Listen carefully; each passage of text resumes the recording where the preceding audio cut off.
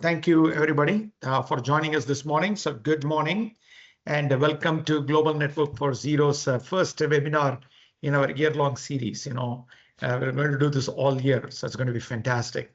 I want to thank the speakers who have joined today also for generating excitement and kickstarting our this year's year-long series, particularly joining us and giving us their precious time.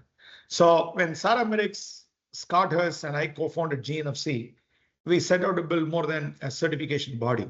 We wanted to create a global network of leaders like the one we have assembled today, who could work together to turn net zero commitments into action by breaking down the fragmentation, segmentation that have historically prevented decarbonization at scale.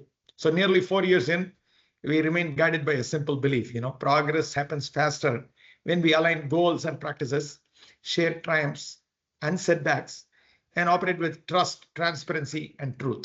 So for those of us joining us for the first time, we are an independent net zero certification body founded in 2022. So our goal is to offer incremental approach to certification. So buildings, businesses, portfolio owners can put in place a decarbonization roadmap to reach their net zero targets and also accelerate their shift to a zero emissions world. So ours is an inclusive program in short. And we have established a very data-driven certification platform that is based on the greenhouse gas protocol and technically addresses scope 1, 2, and 3 emissions and embodied carbon while giving total flexibility in how we can approach them. So our goal, again, is to meet people where they are and keep it super incremental. So we can design buildings. We actually certify buildings at the design, construction, and operation stage across 4 categories: energy, emissions, water, and waste. So if you look at the traditional green building programs, there are a ton of requisites. Good news is we don't have any prerequisites. Our platform is designed to help buildings and businesses at the top and bottom of the market. In fact, we prefer to help the bottom of the market to get to the top so that we can all actually declare victory on our transformation efforts. So we have tried to stay away from points, but try to make it purely accounting based on data, emissions calculation, and really driving through a process to get everybody to get to emissions reduction.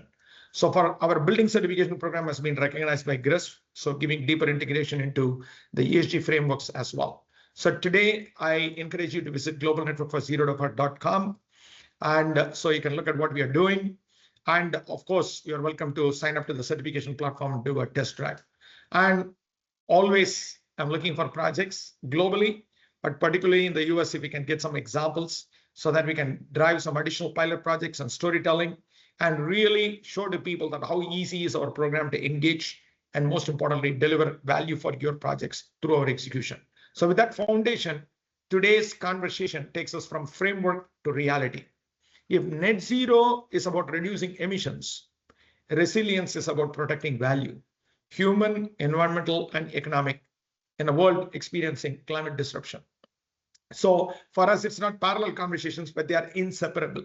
So the organizations, we believe, the organizations that will lead over the next decade will be those that treat resilience and decarbonization as one integrated strategy for long-term competitiveness, continuity, and trust. So today, the leaders that we will be talking to are a long list of leaders. I'll introduce them very shortly, and then we'll directly engage into the conversation. First is our dear friend, Alan Scott, Director of Sustainability at Intertech, and the 13th lead AP in the world, has consistently challenged the industry to treat resilience not as an add-on, but as a core financial and operational imperative. Holly Neber, Chief Resiliency Officer of AEA Consultants and Chair of the ASTM Task Group behind the E3429-24 Property Resilience Assessment Standard, has helped bring climate risk evaluation into the mainstream of real estate due diligence, creating a common language that lenders, investors, and owners can rely on. Douglas Pierce, Doug Pierce, our friend, dear friend again, principal at Perkinson and Will, and the leader of its resilience and regenerative design work, has embedded climate adaptation into projects ranging from to major urban scale initiatives like Climate Ready DC, demonstrating how design leadership can shift entire markets. So me and Doug go way back because we have collaborated on introducing the Rely standard to the market. Ken Filarski, I'm not sure he has still joined yet, but Ken is another fantastic leader, a renowned architect and co-chair of the AA's Disaster Assistance Committee, has shaped resilience at both the disaster response and policy levels. So that's a phenomenal amount of work he has done, because he has been instrumental in advancing the Rhode Island Green Buildings Act and continues to influence codes and standards nationwide. Dina Prastos, founder of Indigo River, pioneered what she calls waterfront architecture, working at the dynamic intersection of infrastructure, water systems, and the built environment, helping communities rethink resilience not as a defense, but as an opportunity. And last but not the least, Daniela Zuloga Romira, associate principal at Arup, advises cities, infrastructure owners, and global investors on translating complex climate and disaster risk into strategic investment decisions, reframing resilience from perceived cost to long-term asset protection and value creation. So together, they represent the much impressive cross-sector leadership we all need to align resilience and net zero into one coherent strategy. So with that, we will begin. So I hope our speakers are ready to do that. So Alan, I wanted to just start with you, if that's okay by you. Absolutely. So in your Oregon article recently, you made a strong case that resilience and net zero must be pursued in tandem, not as separate silos, to protect obviously lives and economic continuity. So in your view, let's hear from you about what's the single biggest barrier preventing most organizations from accomplishing this? Well, so in my experience, the biggest barrier isn't technology, it's organizational silos between carbon and risk. You know, these are separate work streams and have different departments who are responsible for them.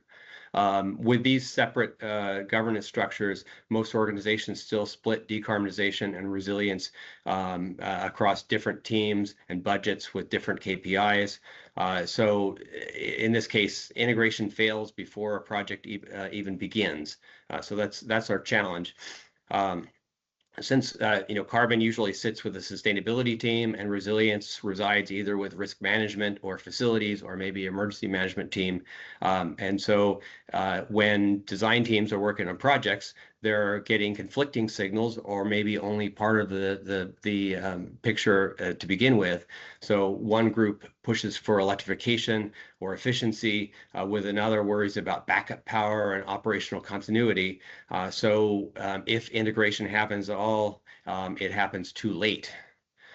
So in this scenario, though, the irony is that most of these strategies deliver both outcomes: high performance envelopes, building enclosures, distributed generation and renewable energy, and passive survivability, reduce emissions and improve resilience in buildings. But these are then evaluated through different lenses. What I've seen, and I was just going to wrap up. What I've seen work with is when leaders shift from a carbon strategy to an asset performance strategy, and ask questions about, will this building operate safely, efficiently, and reliably for 50 years or more? This reframes the decisions from long-term durability as well as thinking about sustainability. So I guess in short, it closes net zero without resilience risks fragility, and resilience without decarbonization risks obsolescence. That's fantastic. You know, that is the simplest message, right? You don't want to be pursuing obsolescence. I think there is opportunity to be pursuing excellence. So building on that, Holly, you have done an impressive work for the community, for us, for all of us, by leading the development and approval of the ASTM standard guide for property resilience assessments, the PRA. And as the chair of the task group on this, bringing together dozens of sectors to create a common language for climate and hazard risk evaluations. So, I mean, I sat in a standard setting body. It's not easy. Even within the building sector, it was very, very hard. But you brought dozens of sectors across the board to basically bring it in. So how did this effort to evolve from an idea to a published standard? And what do you think are the most profound shifts in the industry behavior that'll come from having this consensus-based property resilience framework? Yeah, thank you. And Alan was actually part of our effort, so shout out to Alan. Thank you. Really couldn't agree with your comments more there on silos too. But the PRA evolved from the recognition that those in the commercial real estate industry needed a repeatable assessment, similar to the ASTM Phase 1 environmental site assessment and property condition assessment, both of which are ubiquitous in commercial real estate decision making today. So using that ESA, the environmental site assessment, as a model, we saw the future, that one day stakeholders would want to evaluate physical climate risk at the asset level every time a property was being financed or changing hands. And at the time, it was a wild west of everyone using different data, different methodologies, and different definitions of resilience. So this type of market confusion is where ASTM serves an important role of building consensus. We convene lenders, owners, design professionals, insurers, consultants, and data providers, and others, lots of people, to build consensus around the PRA. And the PRA delivers a really this repeatable due diligence aligned process that can be integrated into existing risk management and underwriting processes. It integrates climate projections with building vulnerability through 3 stages. Stage 1, which hazards are we concerned with at a particular location? Stage 2, how vulnerable is the building to those hazards? And stage 3, what resilience measures are needed? And so again, it follows the precedent of the Phase 1 ESA, which kind of was launched in the 90s. It took something that was very diverse, there was lots of different approaches, and made it a consistent, standardized expectation. So the profound industry shift, and we're not there yet, but we're already seeing transactions where buyers, sellers, tenants, insurers, lenders are all arriving at the virtual deal table or design meetings with a variety of climate risk reports. Some of them are now bringing an ASTM property resilience assessment, which is great to see. But there's still a lot of diversity of the type of information that people are bringing to those decisions. So the PRA helps bring consistency and, as you said, a common language to that space. We're also seeing one of the big drivers on all of this is insurability becoming more of a concern, and that the importance of the accuracy of property data, things like roof age and current condition, really matter for the insurability of a property. I've heard of recently a scenario of a multifamily property in Florida. They had the wrong roof age that they had been submitting to their insurer year after year. They were paying $1 million more than they needed to every year because they had the wrong roof age. So simple things like just understanding what your asset is can really make a big difference. And the PRA provides a way to kind of validate all of that and provide that common language. So just want to emphasize too that, I think at some point that what I see the future is that everyone arriving at a property level decision is going to have this information. The PRA hopefully provides that common language, and the music is kind of going to stop for those who aren't looking at the information. And at the very least, they'll be missing out on benefits like the preferential lending rates and insurance pricing that are emerging. So I want to kind of emphasize, like, I see this as an opportunity to go into decisions with full information rather than just a risk thing only. Yeah, I really like the framing of keeping it simple, and most importantly, we don't want the music to stop. We all love a good music, so we want to make sure that we don't want to ignore resilience, because at the end of the day, that's our responsibility. While at USGBC I always used to say sustainability is about being proactive, but resilience is about knowing bad things will happen and how do you get ahead of it, right? Basically. So thanks to all the good work you've done with PRA, Holly, we appreciate it. So building on that, Doug, you and I have talked about this forever. So yes. Good to see you again. Good seeing you, Mahesh. Yeah, pleasure. Thank you very much. So, you've done, as part of Perkinsonville, as an organization, an early adopter, advancing resilience within architectural practice. So you've done it for LEED Platinum projects to all the way up to climate ready DC urban planning, but not as a design feature. But I think your firm has always positioned it as a strategic priority that needs to be embedded across projects and in your planning efforts. So you just delivered it to your clients. the right way as part of your design, as part of your contribution to the community. So from your perspective, what intentional leadership decisions, whether cultural, operational, or strategic, position the Perkins and Will firm as a firm ahead of much of the industry? And what would be the lesson or an action, at least one action, that other firms can take today to do exactly what you've done so that we can accelerate this whole transformation process?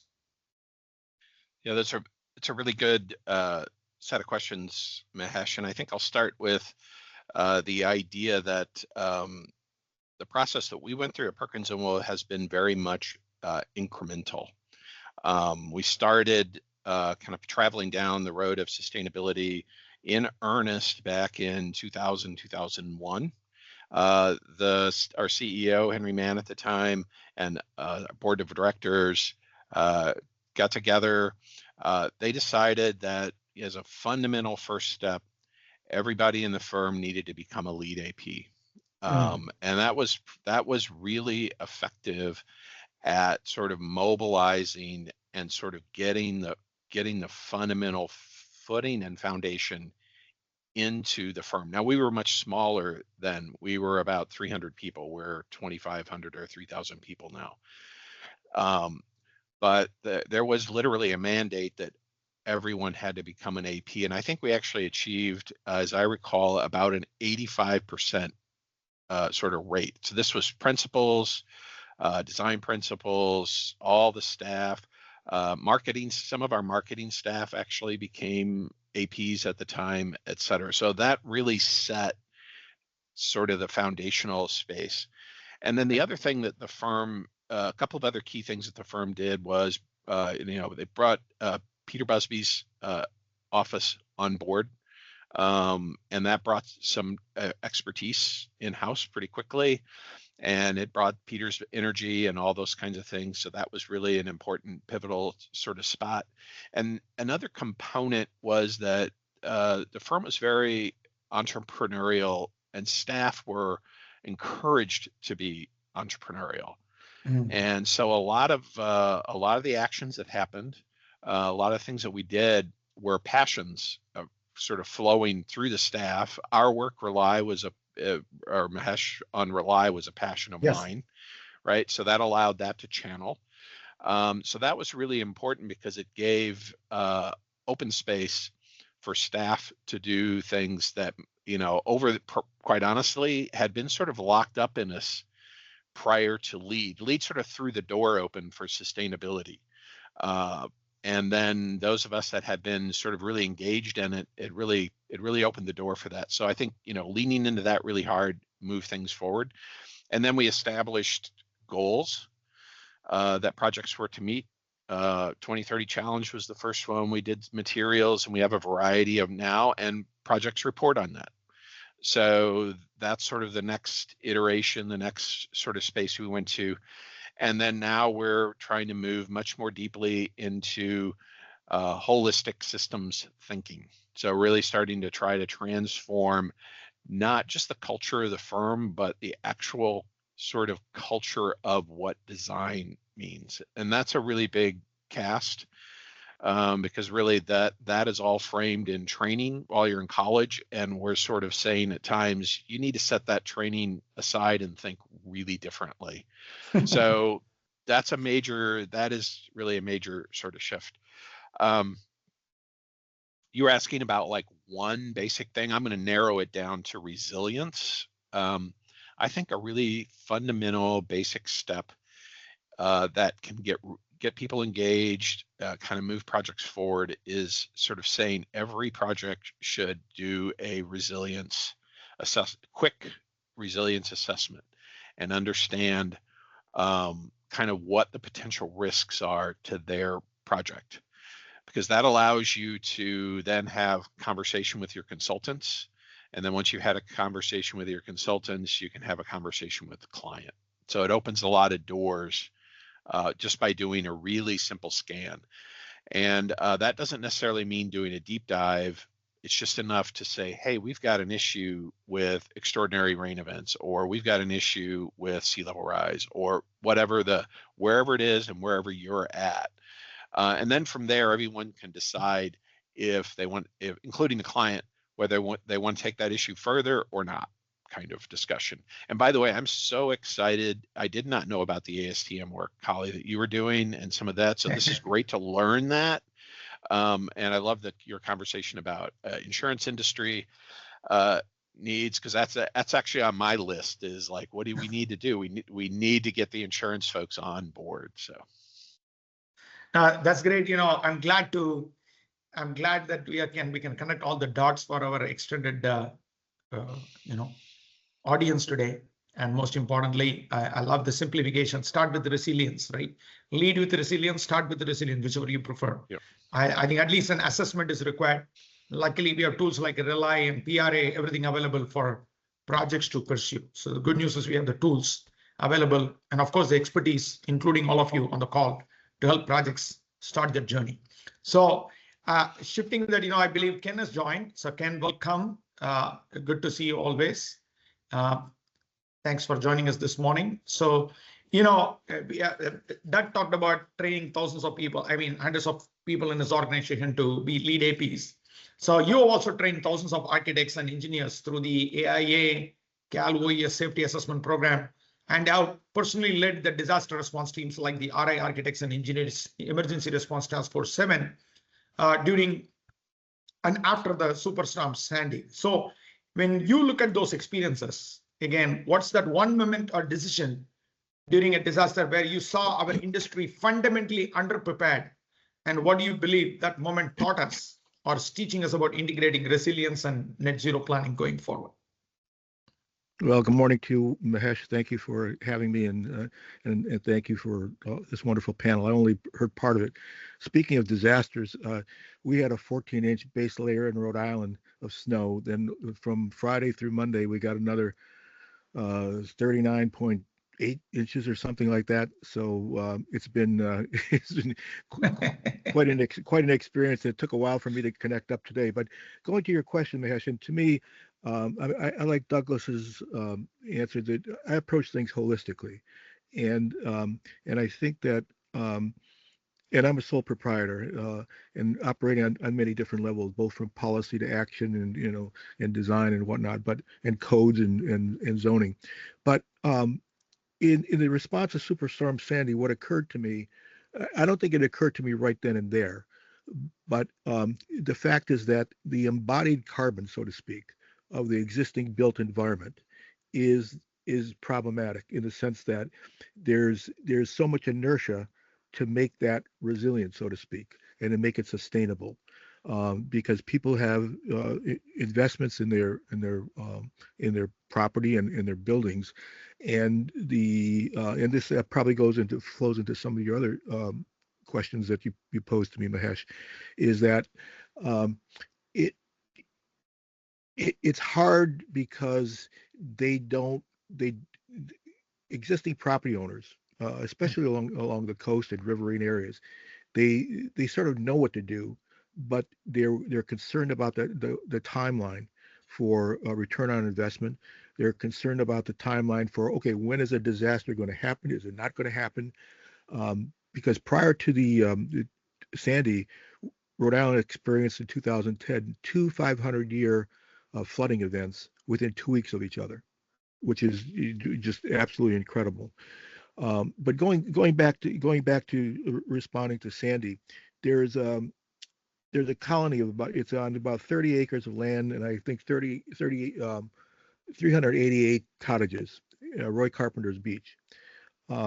The bottom line of this is, if we can't do it there, we can't do it anywhere. And the backup to that is that it was owned by a single property owner, and the single property owner leased land for these summer residents on these cottages.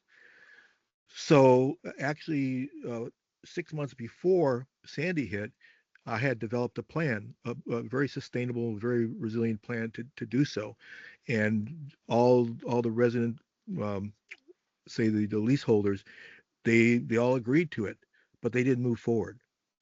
because, as they said, carpe diem. They had too much. They're living for the summer. They're living for the day, and so the long-term vision wasn't there. And then the owner of the property died, and they went through a number of different estate things. But and then the existing property owners formed a co-op, and they actually bought the property. So I'm going to go back and revisit them. But what it also flows to, and insurance was touched upon, and Senator Sheldon Whitehouse of Rhode Island is very big on this, and he's an incredible advocate and voice for this. Is that I really believe, and I made this statement at a recent AIA Leadership Summit, that that with housing or buildings, is that we have to go to the drivers of what's behind that, and that's mortgage financing and insurance. And it's a vicious circle. But what we need to do is, I believe, is work with the insurance companies and have them adopt or recognize certain standards of construction or rehabilitation, that what in effect will happen is that it will lower their risk exposure, but at the same time increase the viability of those properties. So premiums can go down, and then the owners of those properties will have increased asset value, so to speak. And to me, it's just like energy efficiency. It started with the Arab oil embargo, and people saw that as a pocketbook issue because, we need more fuel efficient cars. Then it went to energy efficiency in buildings with better insulation. Then it went to resilience and sustainability and renewable energy. It's a pocketbook issue, and if we can understand that and start pulling all the different organizations and forces together, I think we could attack. Not attack is not the right word. I think we can approach and begin to solve piece by piece, property by property, building by building, the whole issue of resilience and sustainability. And also, and with this, there's probably other things because I'm not sure I'm answering your question. But I did a presentation to the Caribbean and the islands, the worldwide islands, and this one lady, this community organizer, said, and I won't use her. She used some salty language, but she says, "I don't want to be resilient because resilient only gets me back to where I was before. What I need, I want to be sustainable. I want to be like all you white people," and that rang true in a lot of ways because. FEMA has a thing, rapid response equals rapid recovery. In the American Institute of Architects, we're moving towards a mantra of that smart response equals intelligent recovery. And that's what we need to do, to be more intelligent of how we move forward in where we go. But I'll go back to the first thing, is that we have a big issue in terms of resilience with our existing building stock and the embodied carbon there. And codes, well, I think that's another area you want to touch upon. So I'll stop there. Yeah, thank you, Ken. I really like the rapid responses, rapid recovery, and smart responses, intelligent recovery. And there are good examples, right? We have heard examples after the post Sandy sandstorm. We were able to forge our grids. We were able to elevate our grids. We were able to look at a lot of things. But it is better that we are not just going back to where we were, or at least recovering. We are going beyond, so that at least we can survive that 500-year-old storm, right? That's just an example. So continuing to build out an infrastructure that is not constantly under attack, but is able to protect us from those attacks. And there are good examples in the country, right? But there are not enough examples in the country. So we need more action, and then really constantly thinking through the lens of what can I do it by, or how can I do it by project, building by building is definitely a great way to go, at least to get started. So thank you for that. We will move on to, I think, for Dina. So Dina, your story is interesting, right? You founded Indigo River to fill a gap, which you saw in your profession, that bridges architecture, engineering, and infrastructure at the dynamic interface of water and the built environment, And we all know that, there's so much challenges that happens in that particular context. So how did this transition from traditional practice to pioneering to actually going to this pioneering this waterfront architecture inform your understanding of resilience at community level? And what can other leaders learn from you on how you position resilience, not just as a project outcome, but as a systemic imperative? Well, first, thank you for having me, Mahesh. It's wonderful to be included in such thoughtful company. And yes, I formed Indigo River to operate at that dynamic interface between water and the built environment, where architecture, engineering, infrastructure, regulation, and ecology all converge. And so our work focuses on waterfronts, marine infrastructure, climate exposed communities, and the resilience is not theoretical. It's physical, it's financial, and it's regulatory. So what we've learned is that resilience and net zero are not parallel agendas. They are very much mutually dependent strategies for long-term community viability. And to answer your question, how did that shift from traditional architecture practice to waterfront architecture help inform my understanding of resilience at the community level? I would frame it as coming out of my background is architecture and civil engineering, and our team has architects, engineers, and planners. And when we look at traditional practice in any of those verticals, architecture, engineering, or planning, the risks are often treated as constraints to mitigate. And right there is a challenge in the mindset of the framing. So where waterfront practice differs is that waterfront forces us to treat risk as a governing condition. It's not a static statistic. It's very much integral in our process from the very beginning of our due diligence analyses. So at the water's edge, we have certainly floodplain regulation. We have insurance markets to consider. We have permitting at every scale from local, municipal, to state, to federal. We have coastal dynamic situations. We have sea level rise. We have backwards looking weather climate data. We have forward looking projections. We have infrastructure dependencies. And those are all on every single project of any scale. And so we've learned very much that you cannot solve resilience at a building scale alone. You have to have a wider aperture when you're looking to solve a design challenge on the waterfront. And so the building for us, the local asset is never the system. We quickly learned that the pier depends on the bulkhead stability, and the building depends on the power, the access roads, and drainage and emergency services. Neighborhoods depend on regional hydrology analyses, and so resilience is therefore very much systemic by definition. And when we look at regulation, that's for us a leading indicator of risk, working across FEMA or state coastal programs, local waterfront codes. The insurances very much reveal that the codes lag climate. Insurance often responds much faster than regulation. And the capital markets are trying their best to adjust in real time. So that reframed resilience from a design add-on to really an economic necessity. And to your last question of what can leaders learn, for us, we try very much to position resilience as a capital protection, not as an aspiration. And so we integrate the engineering, the ecologists, the policy experts early on, and we move from just a isolated project optimization to risk portfolio thinking. So the resilience is not an outcome of a single project, but it's really truly a governance model.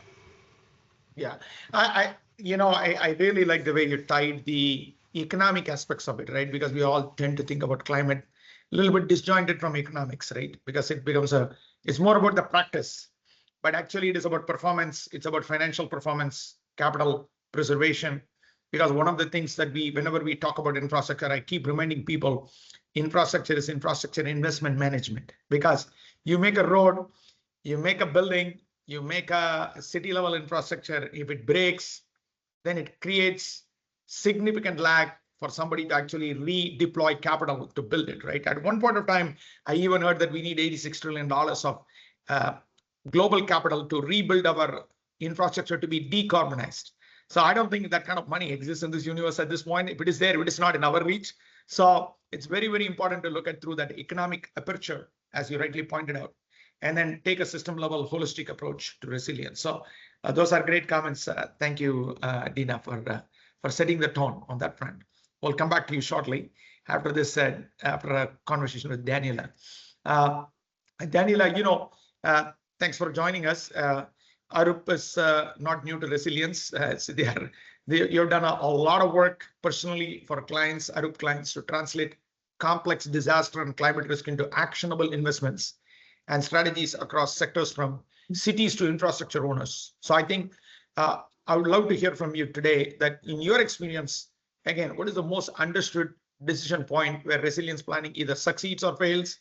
And how should clients reframe that decision so resilience becomes a strategic asset than a perceived cost? I know that Dina touched on it a little bit, but I would love to hear from your perspective as well. Yeah, thanks. Thank you for having me. It's really cool to be talking with everyone here. And as you said, I think others have kind of spoken to this, but I think the most misunderstood decision point tends to always be the very beginning. So whenever a project is thought of, created, someone wants to take action, that first point of deciding why someone is making an investment or someone is designing something, building something in terms of what is the expected, let's say, level of performance, that's where things can go wrong or can go well. So just to explain that a little bit, and I'll use just design as an example. In the design process, say you're designing a building or a piece of infrastructure. If you're starting with the basis that, yes, you're designing this building, and then resilience is only an afterthought, or it's something separate like a checklist. And so from the very beginning, you're setting the basis that this is something you're going to do to check or verify at the end. Then when you get to that point, it's going to be too late, in the sense that it's not that you can't do anything, but when you identify what you need to do, you realize that you didn't include that from the beginning. And so when you need to do something, it turns into a corrective action. And corrective actions are always more expensive, not just in terms of cost, but just in terms of resources, time, and effort, because you need to rethink things after the fact. Whereas if you, from the beginning, say, yes, I want to design this building or this piece of infrastructure, and I'm very aware of the level of performance that I want, be it I want to avoid losses, I want to protect life, I want to allow for functional recovery within an X amount of time, because I'm a hospital, so I need immediate functional recovery, or I'm another occupancy type. When I start with that, then I am more willing to embed resilience from the beginning in the design process. And that doesn't mean, maybe this takes to my second most misunderstood maybe concept, which is that if you're doing resilience because it's a checklist, it's an easy thing, right? It's something that I can check the box. And it's not that it shouldn't be too difficult. It's just that when you embed it from the beginning, the design process, that by nature, you need to iterate and stress test. That's what makes it a bit fuzzy. And people sometimes are not comfortable with that. So they're expecting you to tell them, easy checks. Yes, for example, it's kind of the opposite with sustainability, because you say, buy LED light bulbs, right? So you're checking the box. Everything I do is good. But you're embedding resilience into the design. You need to stress test the design not only for one event. The ideal is that you can do multiple events. You apply a probabilistic perspective. So you're really assessing the risk. The risk is something that's unknown, and you're trying to quantify uncertainty. But that's how you should do it at every stage of the process. And so that's where, if you do it from the beginning, it's going to be part of that. And then that's going to reduce the negative perception that it's increased cost, because you're already doing it as part of the design. So at the end, you're going to realize, well, I just did design. And yes, you did. It's just you added something else to it, and you kind of didn't even realize you were doing it. And that's well put. I think you explained it really well. I think we all still approach resilience as a checklist, but that iterative stress test with proper scenario planning, particularly anticipating for the unknown, is the real value, or the cost avoidance that you can get to avoid the cost that you're going to get eventually. That hopefully is not loss of lives. That's really a sad situation, right? So well laid out. So thank you very much. So I learned something from you today, how to talk about resilience. This is I really liked your framing. So thank you very much. So Alan Scott, obviously after every recovery, there are resilience upgrades, microgrids, redundant power, energy efficient envelope design, all of this happens. And I know that, these upgrades are done either proactively or reactively and protects the long-term asset value. But do you have any successful examples in your view that whenever you've done a resilience upgrade, it has paid off for the near term and the long term? Well, I think, I mean, to look for that, and building on what Daniela just shared, which I think was really important, is that this is about a mindset shift about going from resilience, making resilience compelling as when we frame it as a risk reduction rather than as an upgrade, using this language about volatility and continuity of operations. So when risk managers don't think about upgrades, they speak a language of avoided loss. So we've got to think about downtime and tenant disruption and insurance exposure. So instead of starting with identifying technologies for resilience and sustainability, we start with operational questions like what happens during a power outage? How do we keep people safe during an extreme heat event? What is going to be our downtime and recovery after a flooding scenario? So those are the key things. And so when I think about examples of this, actually Daniela mentioned healthcare, and so I'll just kind of build on that. Healthcare and institutional facilities, if they have incorporated things like renewable energy and on-site energy storage, upgraded enclosures to be more like a passive house type standard, then these facilities can stay operational during a grid failure. And this creates value in terms of avoided downtime and continuity of service, and not necessarily from the energy savings, although that's a good thing too. So that's I think a key example of thinking about that reframing of what are the operational considerations that need to be integrated into that. So in summary, resilience reduces volatility, and the market is looking for stability, and so that's where the value creation comes in this.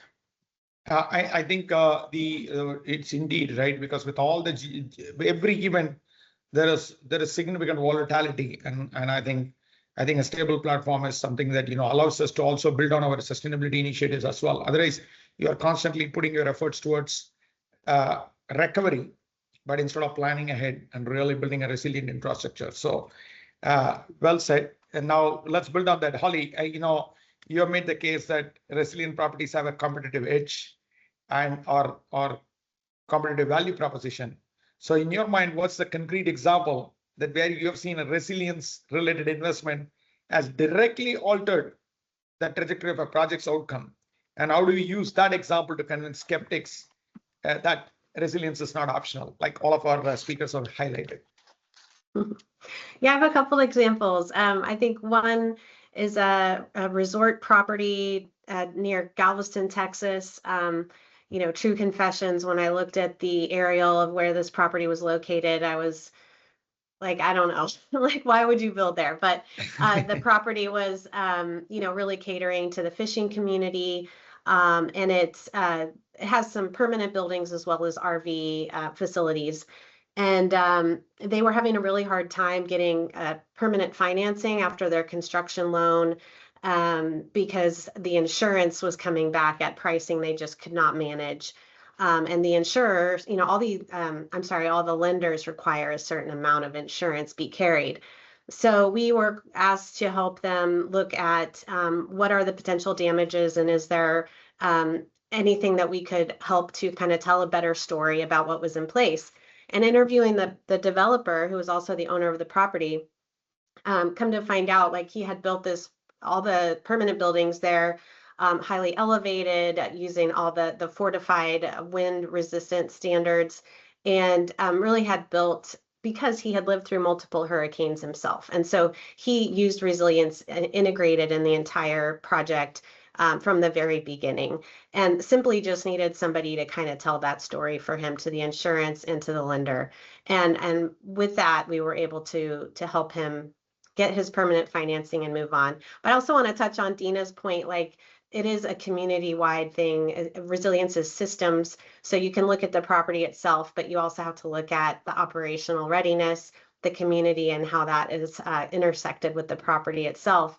In this case, this business and property owner not only was thinking about the buildings themselves, but how his property could serve as a resilience hub during the next or right after the next hurricane event.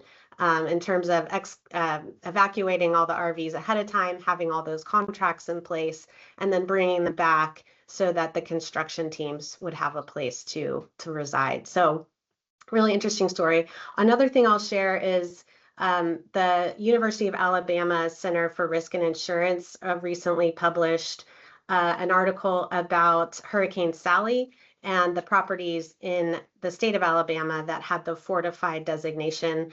So that is the Insurance Institute for Business and Home Safety. If your listeners are, if the people on the call would like to look at that more.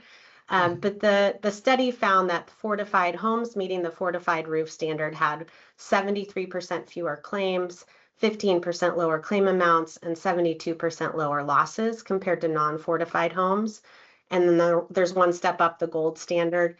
Gold standard had 76 fewer claims, 67% total losses. So if all the homes in the storm's path had been built or retrofitted to fortified standards, insurers would have saved up to 75% in payouts, and policyholders would have saved up to 65% on uninsured damages.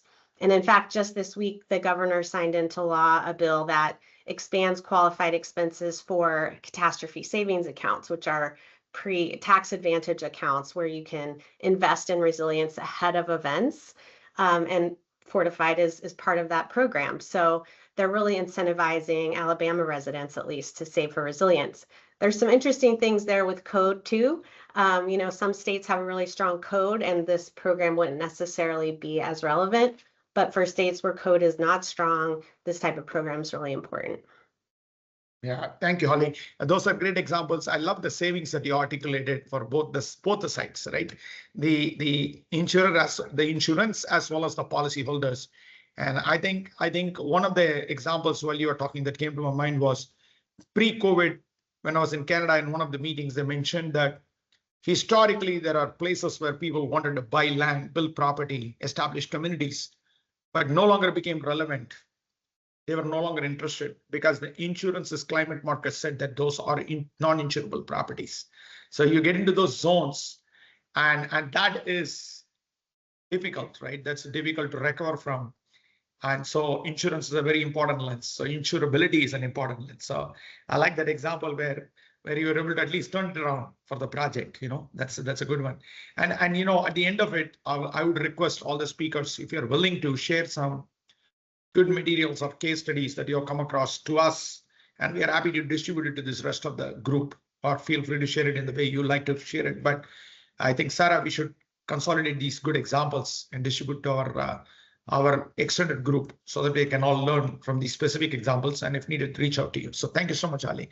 That was great. Doug, you know, we know that resilience and net zero, as much as we all like to talk about it, operates in silos, right? Performance targets is here. And by the way, the hazard adaptation measures are here. So historically, we have seen this has not gone together, particularly when we were doing this Rely work at USGBC. It was hard to integrate that.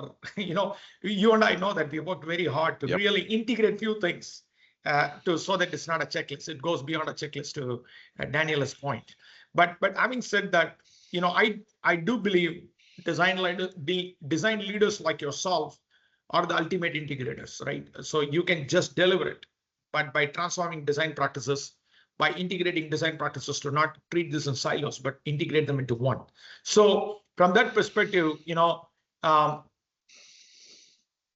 should project teams reframe design practices so that resilience and carbon reduction are not seen in silos and hopefully mutually reinforcing? And how would you shift, or if there is any practical way to shift our approach or measurement to have the greatest leverage in delivering both long-term and short-term performance related to asset continuity?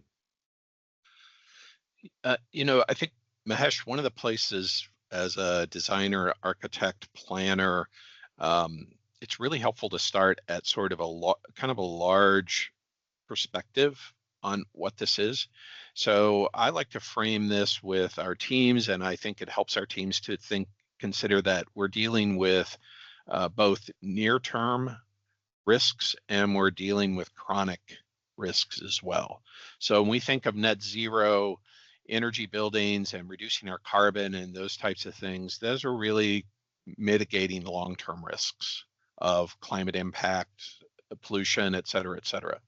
And usually when folks, most people put that in a sustainability bucket. And then from resilience, most people put short-term acute risks, hardening, a variety of other things, backup power, all those things. Those are under the acute risk platform. So I frame this for teams that we have to deal with both simultaneously, because in fact, if we do not continue to aggressively deal with the chronic risk of climate change, we're going to find ourselves in a position where we actually cannot design or engineer to adapt to the acute risks. It'll overwhelm us. So we're at a point now where we need to actually do both simultaneously, and there's really no option sort of to doing that. So that's kind of a larger frame. And then from us, how do you actually cut into this? And folks have been saying this, and there's nothing new to what I'm going to say in some of this.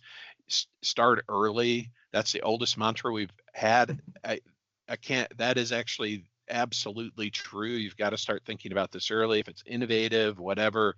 Oh, it needs to be. I believe it was Dina that was talking about it needing to be early in order to affect front end sort of attributes. So that's really, really essential.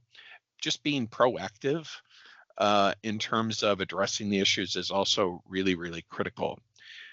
Designers and architects, our training, quite honestly, most of the schools train architects to develop their concepts through the lens of more sculptural aesthetic perspectives coupled up with social and programmatic factors.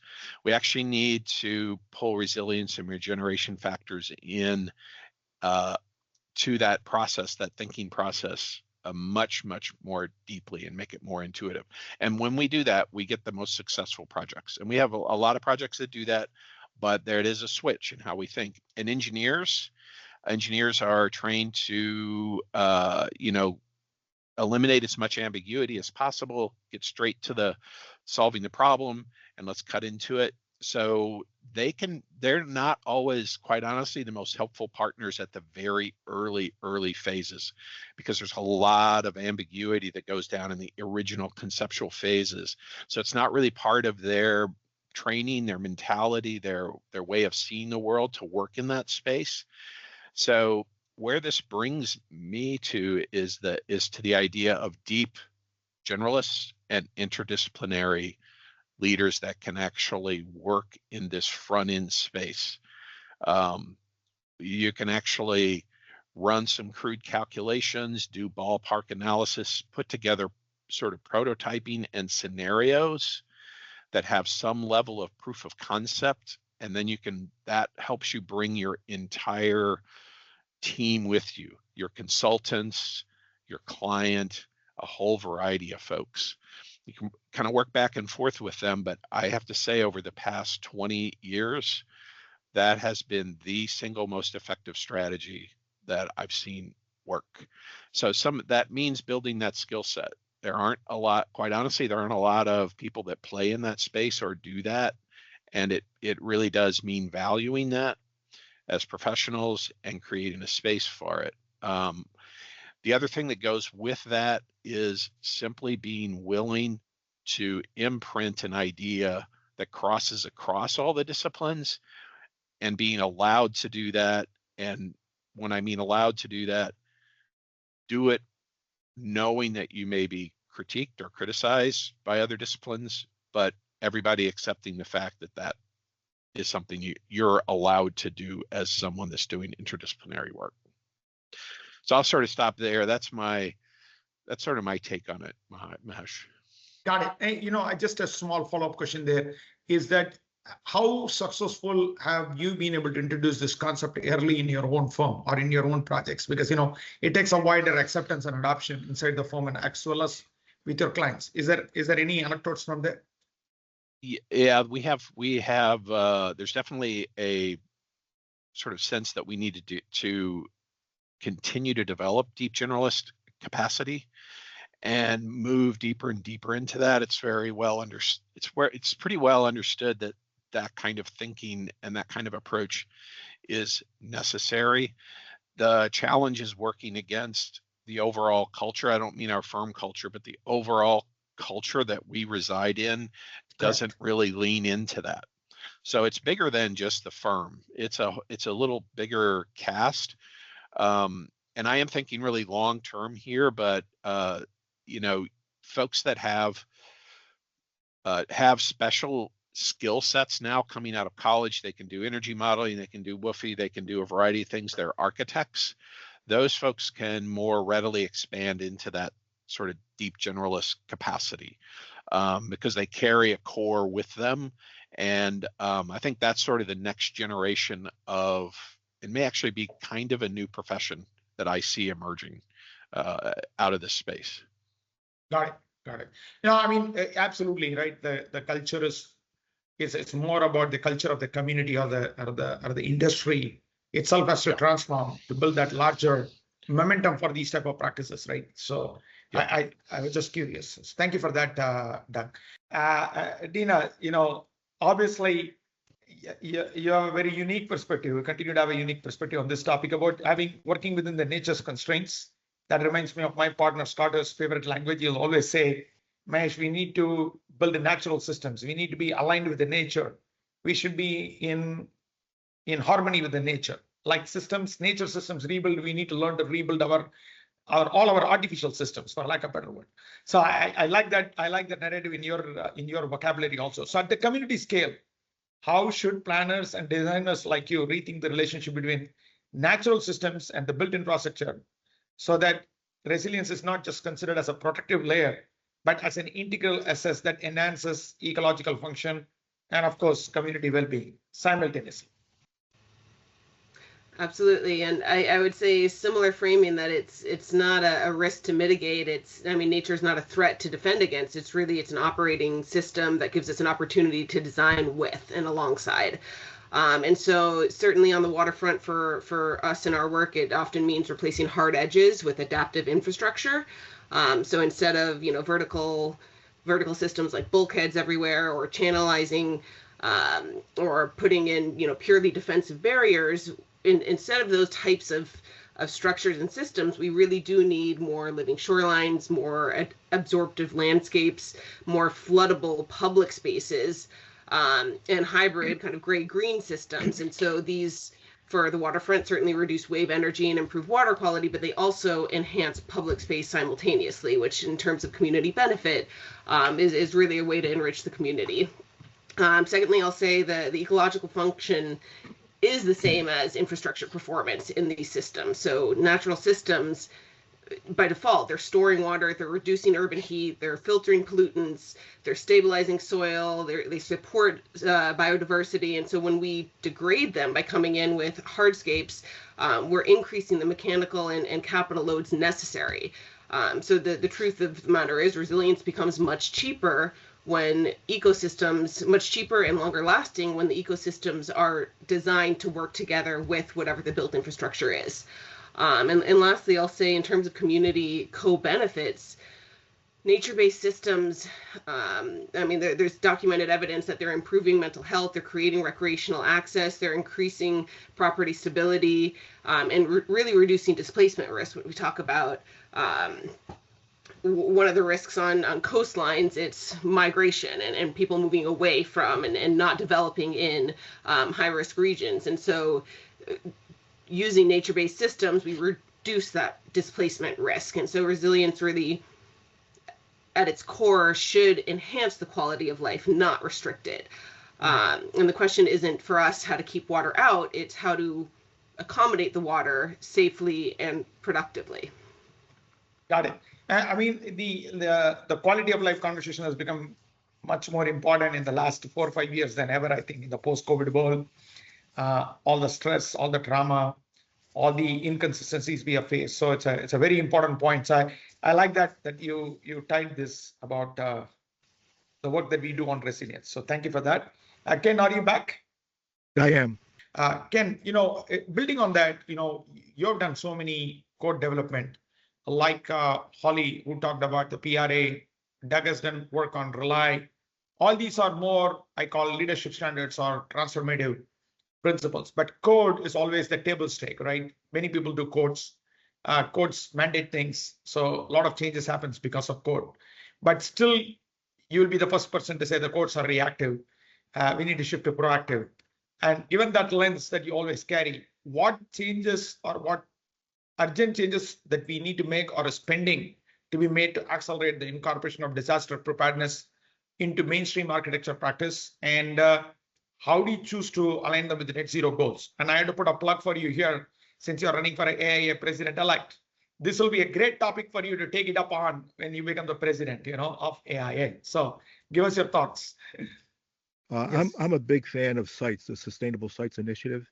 It was, ASLA Foundation, the Lady Bird Johnson Foundation, whatnot. And one of the things that site says is, well, number one, I think sustainable landscapes are very democratic. People understand them, more accessible mentally and psychologically and physically than sustainable buildings. People don't know where a sustainable building is or what by looking at it, but people they sort of innately know about a sustainable landscape. And one of the things that in the site's manual, it talks about sustainable sites are regenerative. Buildings are not, because buildings deteriorate. Now, I know the current president of the AIA is pushing regeneration in buildings, but it's very difficult to do. Right now, the regeneration in buildings really comes down to actually building systems and some things like they're growing moss on the building exteriors, which does a lot for air purification and whatnot. But the other thing I want to go back to what Douglas was saying is I'm a big fan of Pareto's law, 20-80 law, 80-20 law, however you want to do it. And when architects are dealing with clients, the traditional way is that there's a small fee up front, and your fees get larger as you move along through schematic design development, construction documents. It really should be flipped, because I'm a firm believer in the 80-20 rule or 20-80 rule in this sense. The first 20% of thinking on a project determines 80% of the cost. I would push it to 10-90 rule. The first 10% of thinking, and it should be integrated thinking, determines 90% of the cost. And it's sort of counter to the cost curve or cost impact curve in design decisions, where at the end, everybody's familiar with the term value engineering, but by the time you get to the value engineering, which is after bidding or construction documents, you're dealing with dollars and cents instead of hundreds of thousands of dollars. So that whole mentality and thinking needs to be reshifted. And also in terms of architecture school, I got castigated when I was going through school because I used evidence-based design or evidence-based rationale for my designs, and design critics in the studio, they didn't like that. I won't go into what happened afterwards. But going back to codes, the difficulty with codes is that what people don't understand is that that's the bare minimum.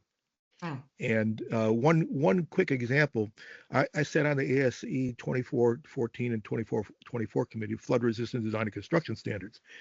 After Sandy, I was going through the town of Westerly with the building officials and the town council president and whatnot, and we're looking at various things. And the town solicitor came up with this idea. It says, "Well, we'll insert an ordinance that buildings have to be elevated to 2 feet above base flood elevation." And the town council president was she loved it. I said, "Madam President, I don't think that you'd want to do that." She said, "Why?" I said, "Because the voters and the taxpayers of the town will be very, very upset with you." And she said, "Why?" I said, "Because if you elevate to 3 foot above base flood elevation, you'll save 90% on your flood insurance premiums." And she said, "Oh." So they adopted a code or an ordinance to that effect. And it goes back to what I'm saying is that you have to understand the economics of things, and sometimes the economics are hidden behind, this clause, that clause, or the other thing. But relative to codes, the ideal would be for, various high performance green building standards from whatever institution or organization it came out of, if that becomes the code. But unfortunately, it isn't. I recently asked the State Building Code Commission, and I sit on the State Building Code Standards Committee for Rhode Island. What about the stretch code? We've had a stretch code for some 15 years. I said, have any projects ever come through using the stretch code? He said, no. So the codes are a conundrum. I think that what needs to happen is similar to what everybody's talking about here, is that people have to look beyond codes and accept that going beyond the code as not as an aspiration, but as an actuality. I know I'm not explaining it correctly, but I don't know how you get people to move past codes unless there is unless there are incentives. Sometimes there are incentives, but see, it goes to codes and zoning need to be more co-joined, so to speak, because if you go above code, what benefits do you get from increased zoning capabilities, either in density or relief from setbacks? It's a conundrum. And the other thing about codes is that there's tremendous pushback from building officials, the local building officials, and also from contractors, product manufacturers, unless they have a smart vent is an example where it's recognized in certain codes, and it's recognized in ASCE 2424 in terms of meeting certain performance standards. But the understanding is and the actualization of that understanding really doesn't get translated into the actual field and construction. So codes are difficult. And then the other thing is people sitting on that and sitting on the local zoning board of review, everybody's asking for variances. And so they're looking for the easy way out. But again, not the argument, but the story has to be told of why going beyond code, why resilience, why sustainability is actually it not only adds value, but it adds money, either immediately or long term. Yeah, I think you're absolutely right. One of the things when people do code, although it raises the bar, it is definitely an economic issue. But the other side, just to add to the conversation, is that what I've seen personally is that when you raise a leadership standard or a voluntary standard above code, and if you raise it so far away while leaving the code itself behind, it creates a different type of dynamic because it becomes too big for people to climb and leaves a lot of gap, right? So they have to go in conjunction as best as they could so that one stretches you to the next level, but while the minimum requirements are met. But you're right, it has to make economic sense. It has to make the variance work right. And of course, satisfying multiple stakeholders without being punitive. That's the balancing act. Very, very hard because, it could be favoring one constituent, but it could exactly work against the other constituent. We've seen this in the building industry. I don't think it'll be any different for any of these code setting policies. So I hear you. I think you make a good point there. But I hope everybody will go beyond code. That's what we are all hoping. Well, one of the things that happens, Mahesh, is that standards like LEED for neighborhood development, sites, whatever it is, ASHRAE, they pull the codes. They actually raise the codes over time. Yes. And so that's the value there. But I don't personally, I don't think that codes will ever. Well, I shouldn't say ever, but it's hard to project that they'll be nothing other than the bare minimum. That's the plan, right? That's what the code is all about. Trying to satisfy too many people, or at least try to do as much as that most of the people will accept. So that's the reason I think it's always the bare minimum, right? We cannot be very ambitious and aspirational about it. So fair point, but continue to revise them so that we can at least make people do things, right? Now moving on, Daniela, your practice is supporting clients on confident investment decisions, particularly related to resilience. So how do you make the case, or how do you communicate the business value of making resilience investments to go beyond a checklist approach? That's the point that you highlighted to executive leaders or investors who, regardless how long-term they think. They are always looking for short-term financial returns. And how can short-term financial returns be delivered over long-term financial climate risk reduction goals? Any thoughts, any experiences on that? Yeah, so maybe the short answer, and then I'll explain why, is that really the business value is unique to each client. And so then the way we need to communicate that business case for resilience needs to be customized and tailored to their business. And why is that important? Because typically there's not like one size fits all quick tip to say, for example, do cost benefit analysis. And if your benefit cost ratio is greater than 1, you're good. That's a good investment. Sometimes that doesn't work for everyone. It doesn't give them what they need to know. And so what we do is that, first of all, when you start doing a risk assessment, you need to understand, or a good risk assessment will give you 2 things. So one is going to give you insight into what are the key risk drivers that are specific to that client, to that business. And then it will hopefully allow you to quantify risk in terms of tangible metrics. And then there's a suite of different metrics. So you can quantify, yes, downtime or uptime, can quantify losses, but then losses can be repair costs, they can be revenue losses, they can be inventory losses. So using the risk assessments as a key diagnostic tool also needs to be tailored to that client. And so for example, we've developed something that we call the universal risk class taxonomy that kind of just helps define what a risk assessment is and the different levels or approaches you can take so that you can appropriately select what you need. And when you do that, then you can really start learning about their own business and say, okay, maybe because we have clients that their main risk driver is going to be physical damage to their structures. And so the repair cost is going to be what they care about.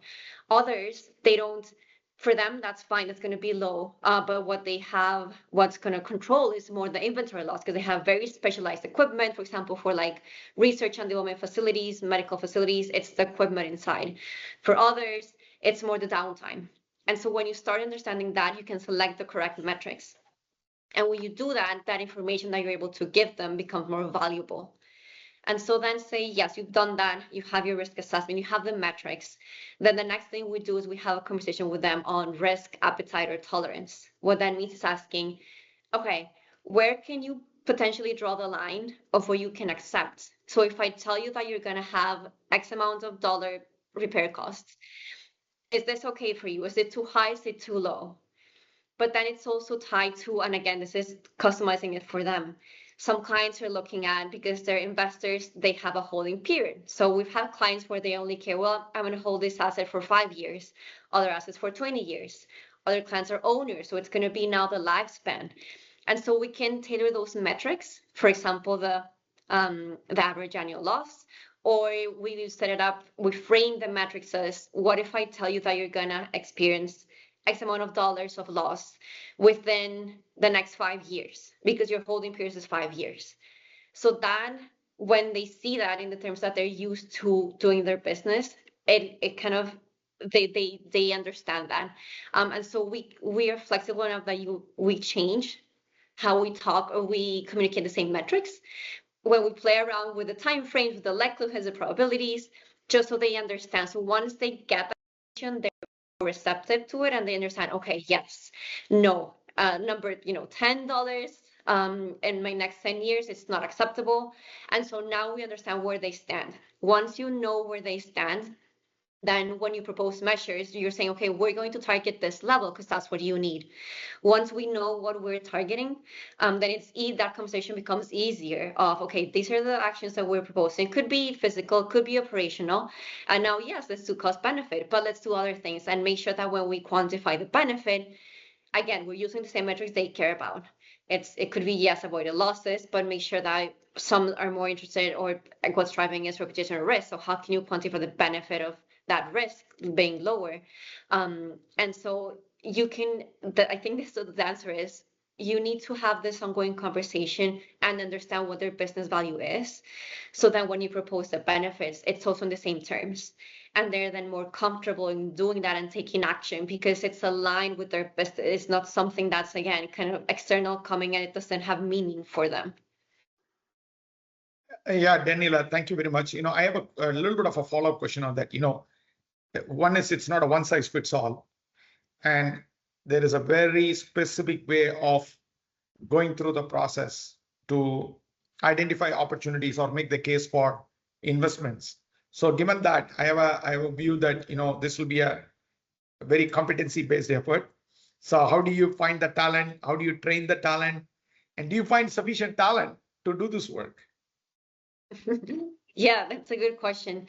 And one thing that I've been pleased to see is that, yes, a few years ago, it was this has always been a very niche kind of field of work, but now it's growing more. And so, yes, I would say there is enough talent. And when in our team particularly, right? So we're a team, all of us are engineers. And in our training, right, we want to quantify everything. So yes, we want to give our clients all the numbers they can get, all the metrics. We play around, we change them, right? So in our case, our upskilling is more in terms of that communication to non-technical stakeholders. And that has been kind of the main focus of that, changing our perspective so we can, again, kind of just stand in their shoes and know what they want to, the language they want us to use. And so I think that's kind of the biggest challenge, is to learn how to convert what we do into something they can understand. And yes, it's a process, but it's something that I think is already in a resilience practice. It's something that we start doing with our most junior analysts, with our interns right from the beginning. That's great. And just one last plug.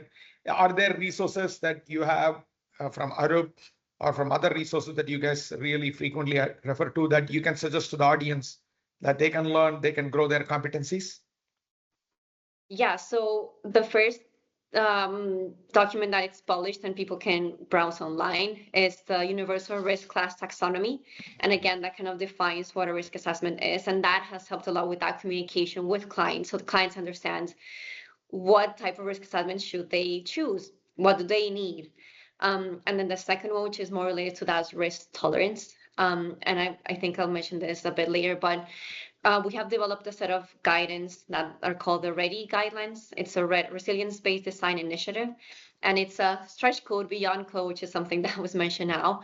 And what I want to highlight of this is that it talks very specifically about setting that performance goal, that tolerance. And so it's something else that we use with clients. What do you want to achieve?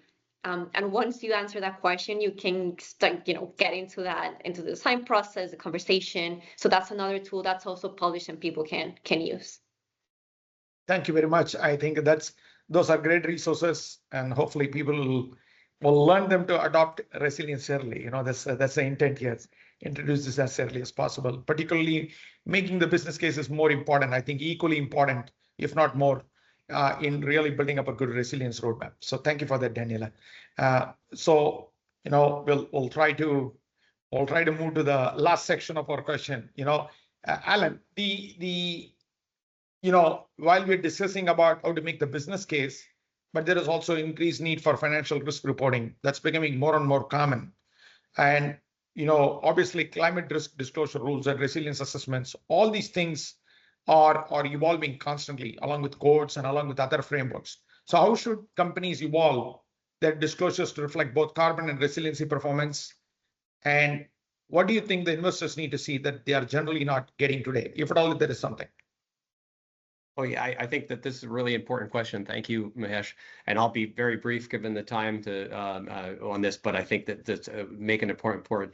So these disclosures are evolving, but right now investors are mostly getting metrics on carbon emissions, but what they're missing is the assets behind those metrics. Will they continue operating under climate stress? These disclosures are identifying carbon emissions, and I think that's a really important thing.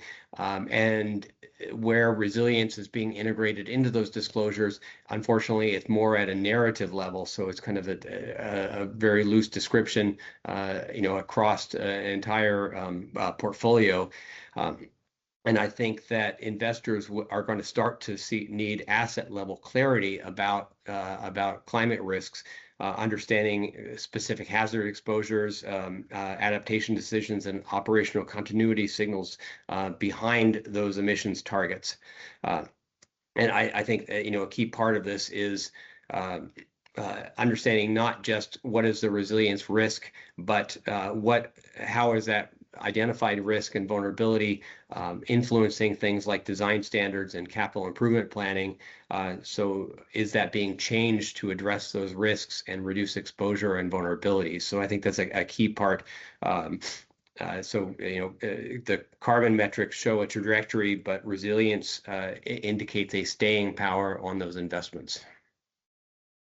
Got it. Thank you. And that's very clear. Holly, obviously you've given multiple speaking engagements. You've educated numerous people, numerous audiences on resilience and risk.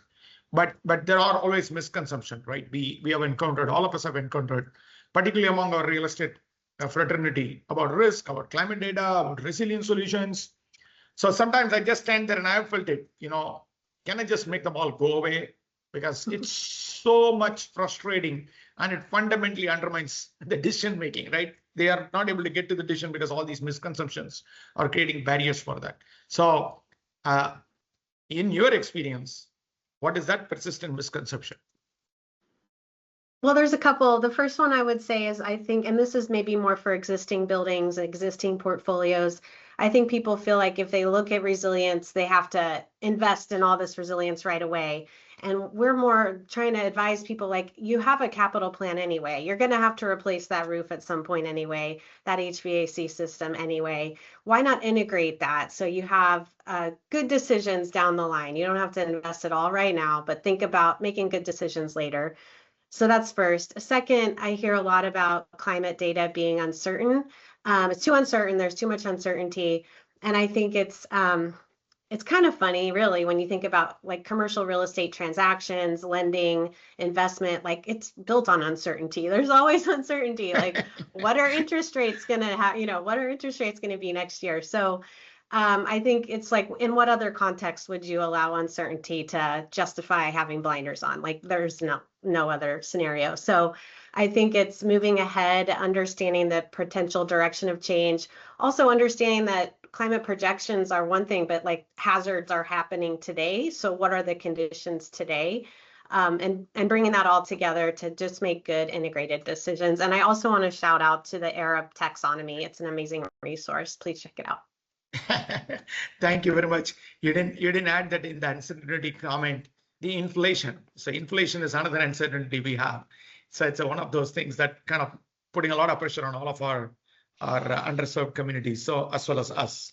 So thank you for that. And thank you for the plug to Arab. I do like their universal taxonomy. That's a wonderful document. Doug, when we were working together, we wanted to mandate rely as the mandatory thing that everybody has to do. So you and I love mandates. So if I had to put you on a spot and ask you saying that, hey, if I had to give you one quota of one industry-wide mandate, code, be it procurement, be it education or finance or all of the above, that would accelerate the mainstreaming of resilient net zero design. What would that be? And what do you think the resistance would be for that? And how would you argue against it? I'm going to say there are sort of 2 or 3 things that go together, and that one is not actually going to pull it together.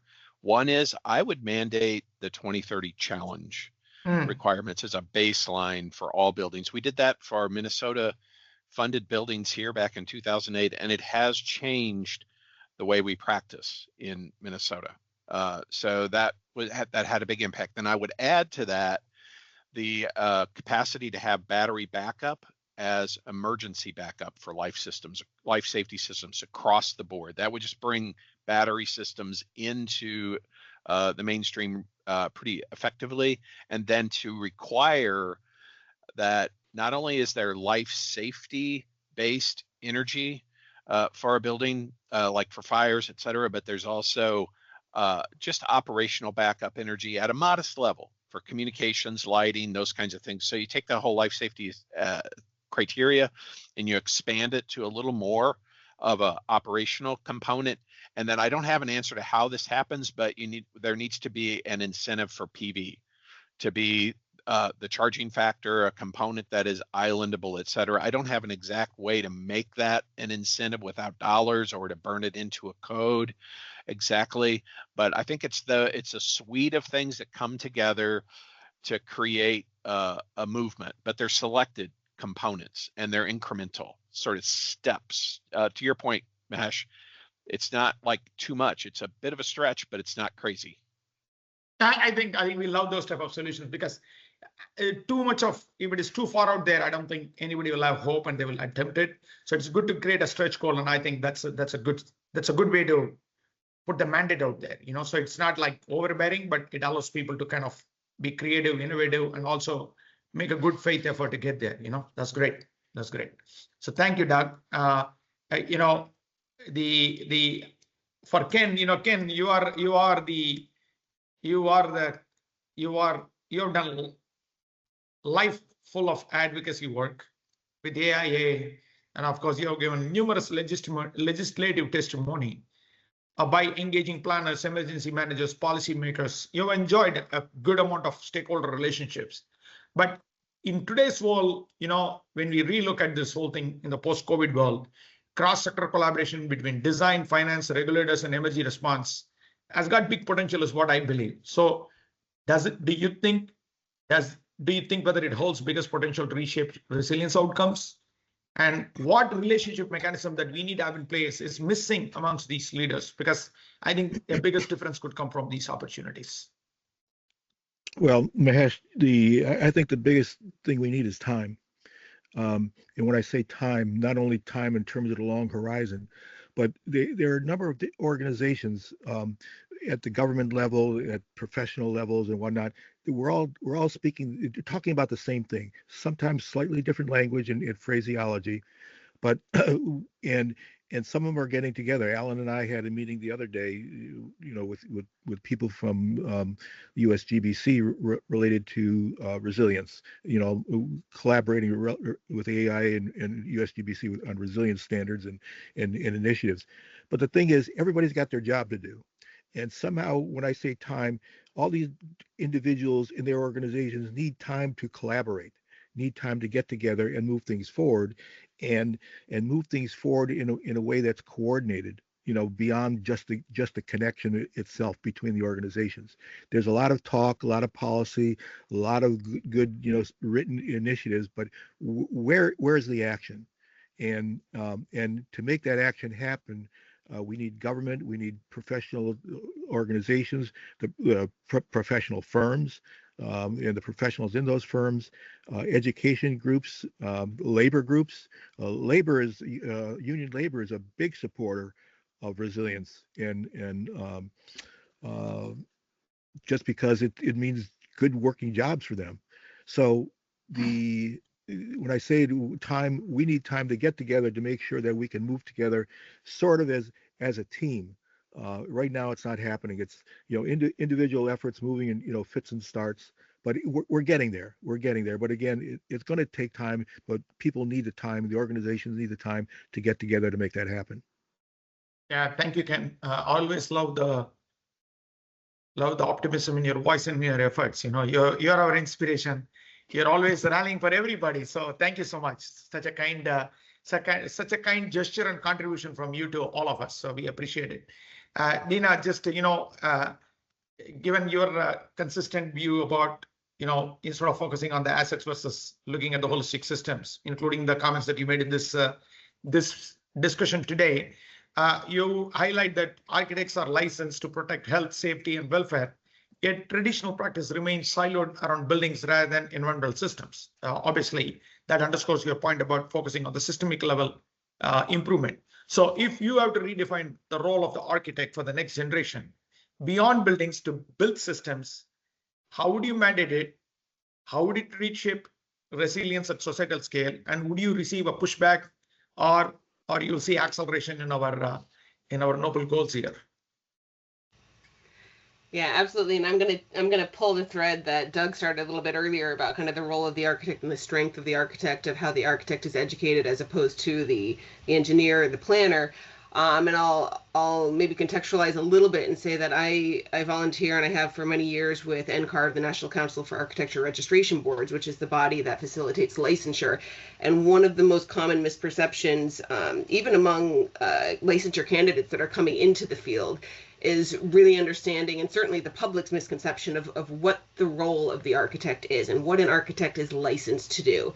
And we've talked about the business case of how architects get business and the value proposition that's necessary to obtain that business. But at the end of the day, the architects are not licensed to design for that client. The architect is licensed to protect the health, safety, and welfare of the public. And so that, when we talk about climate risk, really expands the definition of all three. When we understand that building designers in that silo, they're really self-limiting, and we look often, when I chair the Futures Collaborative, and we look at the trends shaping the future of licensure, the trends shaping the future of the built environment, and certainly technology and AI and resource stewardship or resource scarcity and depletion, wellness, human wellness and welfare, and how we measure that as designers, all come into play. And so understanding that we must, unless we want to be kind of cornered into glorified expediters pushing the minimal standard of code, we really need to rise to the occasion and understand that we truly have the opportunity to be systems integrators. And so the next generation of design professional, yes, they must understand hydrology, they must understand energy systems, they must be able to speak policy and permitting, and they must understand insurance and finance. None of those things are things I learned in architecture school. Buildings and the built infrastructure, they're nodes in environmental systems. So they can't be isolated or siloed, and our role cannot look at them as such either. And so on that thread of expanding the mandate of health, safety, and welfare, certainly health, I mean, you look at the opportunity that we have with AI and where it might be optimized, and health and safety are things that are much more binary, but certainly the opportunity within welfare to establish long-term asset viability, insurance access, housing continuity, reduce that risk of displacement. The climate transforms licensure from local code compliance to an opportunity for long-term societal risk management. And the instrumental role of the architect there is to be transdisciplinary. And so not to stay in that silo, but architects that are fluent in engineering, architects and engineers that are fluent in ecology, designers that are fluent in that finance and policy talk. The profession must shift from this siloed expertise that we've historically had to an integrated climate stewardship. So the resilience at the societal scale requires designers to operate upstream of the projects in regulation, in planning, and capital framework. So it's no longer, I'm an architect, come to me with a program and a site. It's, I'm helping select the site, I'm helping establish the program, and really integral to those early discussions of what the goals are for the client and what the opportunities to impact and positively build the community and the health, safety, and welfare as a result of that local site project. Yeah, thank you very much, Gina. You know, while talking to you and hearing you speak, I just got so inspired that probably I should get into that ideal job profession you defined. You know, so it was quite inspiring profession. So if there was a young architect there, and of course for all of our experienced architects, I think it's a good challenge, good vision, and most importantly, it's doable because AI allows us to gather that knowledge a little bit more faster. Obviously, we have to make sure that the knowledge is accurate, but it's definitely the need of hour because the demand on us is increasing. So thank you for setting that aspiration for our young architects, particularly the next gen can really try to get there with the tools that they have. Having said that, you know, we are coming to the last question because I want to keep it. I would love to talk to you for another 2 hours, but I don't think I can ask you for that much of time. But to wrap it up, Daniel, you know, if resilience planning shifts from hazard avoidance and risk reduction to avoiding uncertainty, then in that case, how do you redefine success for a resilience strategy continue to measure by reduced losses and continuity, or we have to shift focus to equity, opportunity, ecosystem health, and how do we influence stakeholders and how do we allocate resources? If we can just repeat the last piece that I kind of cut out of. Now, I would just say, in simplicity, if we have to shift our strategy from all this avoidance to uncertainty strategy, the three questions comes into it, right? Number one is that how do we really redefine success for a strategy? Is that going to be just continue to be our current narrative about reduced losses and continuity, recovery, or just simply shift that conversation to equity, opportunity, and ecosystem health? And then how do you bring stakeholders together to engage in this conversation, and what resources would they need? Yeah, so I think this is one of the trickier questions. How do you measure success? And I think in the space of resilience, it's particularly hard because success is when nothing happens. And so when nothing happens, people don't see it. So how do you communicate, hey, like, nothing happened?